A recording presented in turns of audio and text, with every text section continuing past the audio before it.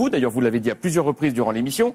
Le problème, c'est absolument pas les autres pays, c'est les Français. J'ai bien entendu. Seulement, les Français aujourd'hui, ils sont parfaitement lucides sur l'ampleur de la crise et qui voient bien que quand un dirigeant socialiste de votre importance leur explique sans rire que premièrement, il va réduire la capacité nucléaire, donc l'indépendance énergétique, que deuxièmement, il va sur les questions de sécurité, et on l'a encore vu tout à l'heure, être on ne peut plus ambigu, que troisièmement, sur les questions d'engagement économique, il augmente massivement les impôts des entreprises et des salariés, et qu'il n'y a aucune économie de dépenses, eh ben, je suis désolé de vous dire à la clé, vous avez beau faire l'anguille autant que vous pouvez, ça ne donne pas un résultat très sérieux et très crédible. Alors, comme le veut la coutume, le mot de la fin, c'est pour vous, François Hollande, mais assez brièvement, le débat mérite plus de dignité que cela. Oh, écoutez, il n'y a pas d'un côté vous qui êtes très digne et les autres qui sont... Non, mais vous êtes bavard, ça c'est sûr. Oh, écoutez, j'ai pas eu le sentiment, puisque j'ai écouté son temps, vous aviez pris un temps de parole supérieur au mien. Il y a un moment où il faut vraiment pas de sujet là-dessus. accepter Vous pouvez conclure, François Hollande, allez-y. Et donc je vais conclure.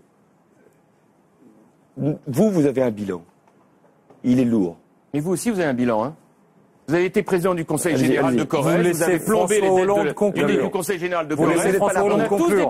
Jean-François Copé, on ne va pas s'en sortir, vous laissez François Hollande conclure. Écoutez, il n'y a pas de récitation. Ne récitez pas. Non, vous avez François Hollande. Vous avez tout autant au moins le sentiment d'avoir un prompteur. Vraiment, il n'y a pas de sujet. C'est terminé, Jean-François Copé. Vous avez un François bilan. Hollande conclut en quelques mots. Celui de votre majorité, d'ailleurs, non pas simplement depuis 5 ans, mais depuis 10 ans.